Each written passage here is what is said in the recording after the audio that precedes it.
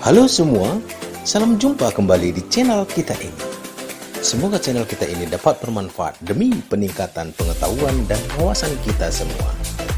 Mari kita buka pikiran, buka hati, dan buka jendela ilmu.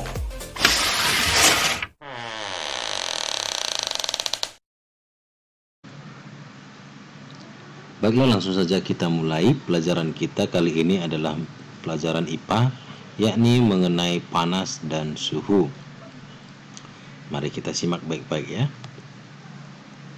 Panas adalah suatu bentuk energi yang dapat berpindah dan menyebabkan perubahan suhu.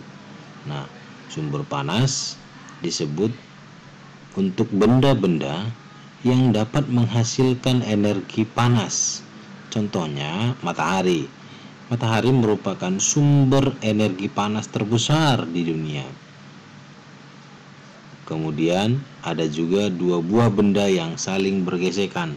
Contohnya, apabila kedua telapak tangan kita ini saling digosok-gosokkan, lalu telapak tangan tadi kita tempelkan ke pipi kita, maka akan terasa panas. Ini membuktikan bahwa gesekan akan dapat menghasilkan panas. Kemudian ada api, kompor, lilin, setrika yang dinyalakan. Ada juga magma dan lava, uap panas, dan lain-lain. Manfaat energi panas matahari bagi tumbuh-tumbuhan ini dapat membantu proses fotosintesis. Kemudian bagi manusia untuk menerangi bumi sehingga udara di bumi menjadi hangat. Bisa juga dimanfaatkan untuk mengeringkan padi, pakaian, mengeringkan garam, mengeringkan ikan asin, bahkan untuk menjemur pakaian yang basah. Energi panas lainnya, contohnya api, ini digunakan atau dimanfaatkan untuk kegiatan masak-memasak, merebus air.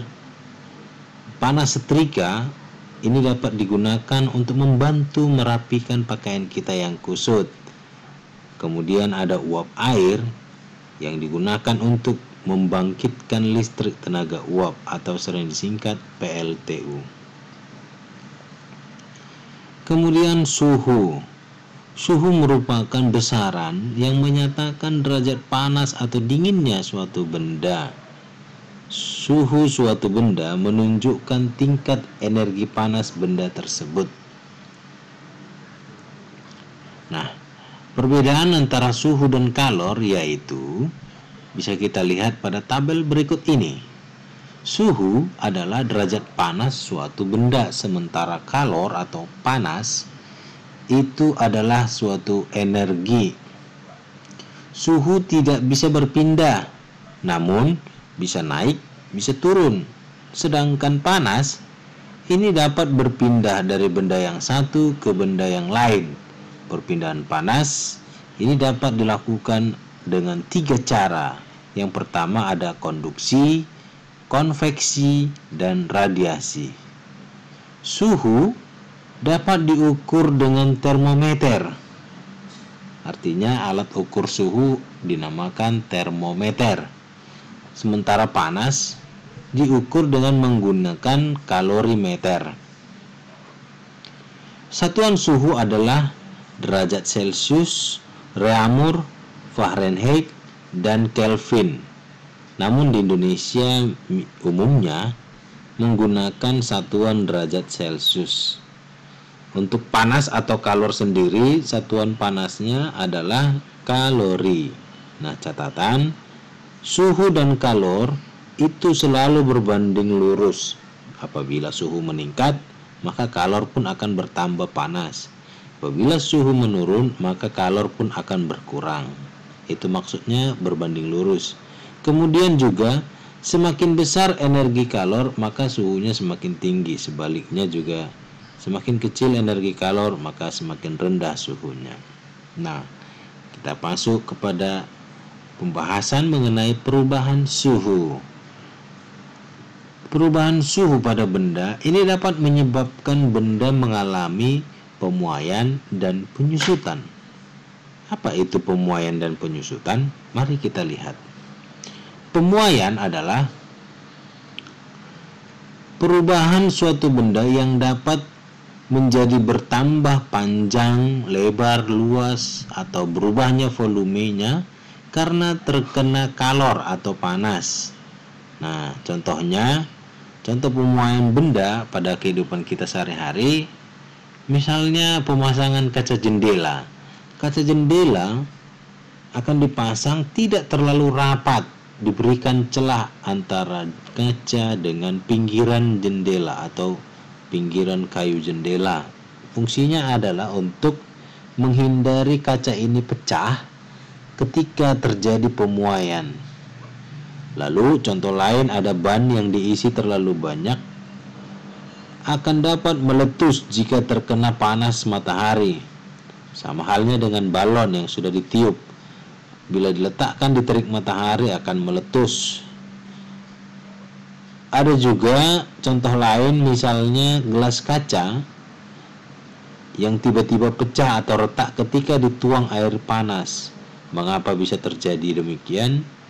Karena terjadi pemuaian pada kaca atau gelas yang tidak merata, sehingga terjadilah retak atau pecah.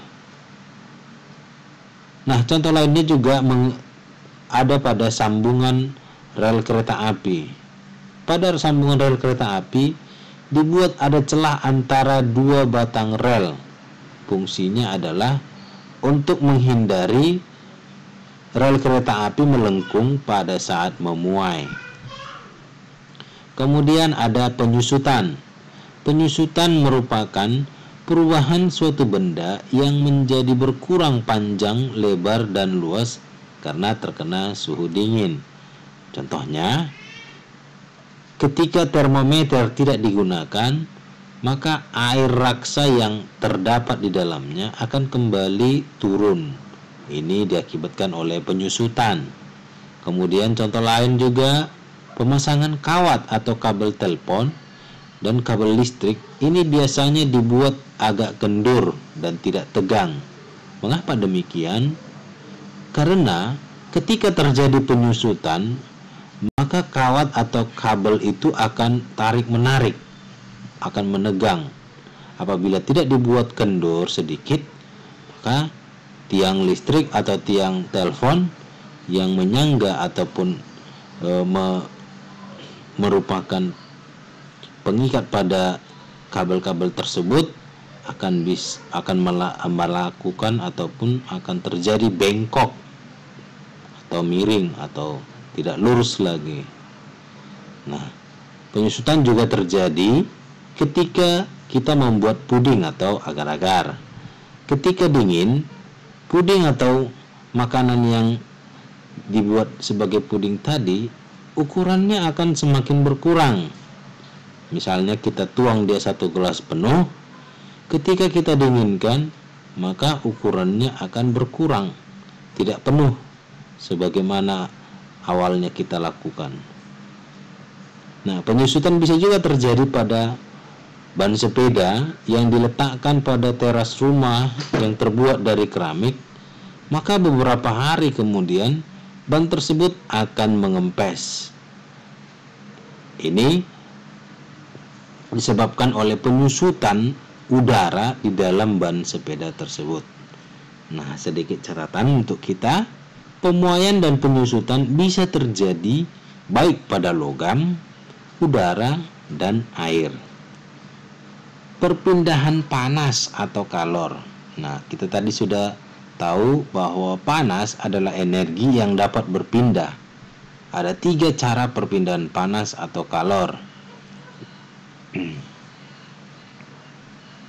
Panas dapat berpindah dari benda yang bersuhu tinggi ke benda yang bersuhu lebih rendah.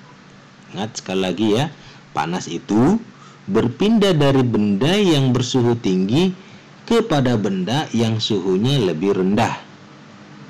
Nah, cara perpindahannya ada 3, yaitu konduksi, konveksi, dan radiasi.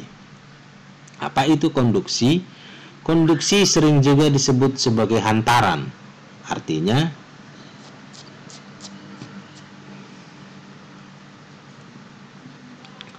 cara perpindahan panas melalui zat perantara seperti benda padat. Tetapi yang berpindah hanya energi kalornya, hanya panasnya saja. Namun zat perantaranya tetap di tempat. Nah, contohnya saat kita mengaduk teh panas, misalnya membuat teh manis atau kopi menggunakan sendok, maka ujung sendok yang dipegang lama-kelamaan akan terasa panas. Hal inilah yang membuktikan bahwa panas merambat melalui sendok.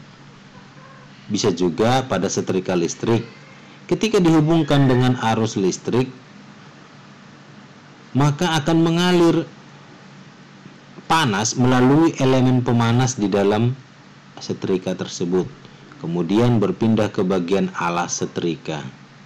Bagian alas maksudnya adalah bagian paling bawah setrika. Bisa kita lihat bagian alas itu adalah terbuat dari baja. Kemudian ada juga konveksi. Konveksi merupakan perpindahan panas yang disertai dengan perpindahan bagian zat perantaranya. Nah, umumnya peristiwa perpindahan kalor secara konveksi ini biasanya terjadi pada zat cair dan gas. Contohnya,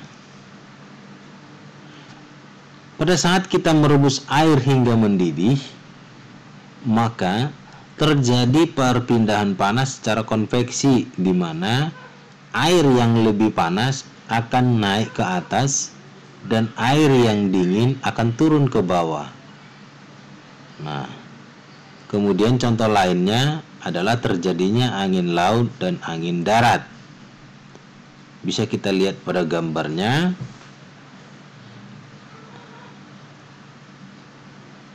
Angin darat terjadi karena udara di darat pada malam hari, saya ulangi, udara di darat pada malam hari lebih cepat dingin daripada udara di laut, sehingga udara yang berada di atas laut akan naik dan udara dari darat akan menggantikan posisi udara yang naik tadi. Kemudian angin laut terjadi karena pada siang hari daratan lebih cepat panas dibandingkan di laut, sehingga udara di darat akan naik dan udara dari laut akan mengalir menggantikan udara yang di darat tadi. Itulah contoh konveksi. Kemudian ada pula radiasi. Radiasi ini adalah cara perpindahan panas dengan pancaran yang tidak membutuhkan zat perantara, artinya secara langsung ya. Nah, dari gambar juga sudah bisa kita ketahui contoh-contohnya. Misalnya panas matahari bisa sampai ke bumi. Nah, kalau kita sadari selama ini panas matahari itu langsung ke bumi dan langsung kena ke tubuh kita tanpa ada perantara. Dia tidak perlu perantara. Contoh lainnya juga panas api unggun ke tubuh. Nah, kalau kita pernah membuat api unggun, biasanya pada waktu malam hari melakukan perkemahan dalam organisasi pramuka, maka biasa diadakan api unggun yang fungsinya adalah untuk menghangatkan tubuh. Nah, jadi panas dari api unggun tadi akan langsung kena ke tubuh kita tanpa media perantara. Nah, kita akan membahas pula mengenai konduktor. Apa itu konduktor? Konduktor adalah semua benda yang dapat menghantar panas dengan baik. Nah, di sini bisa kita lihat gambar dari contoh-contohnya. Misalnya kuali atau wajan, ada juga sendok, kawat, atau bagian alas, setrika, dan lain-lain sebagainya. Sementara isolator adalah benda-benda yang tidak dapat menghantar panas dengan baik. Nah, contohnya adalah kayu, kain, karet, plastik, dan kertas. Baik, demikianlah yang bisa disampaikan. Terima kasih.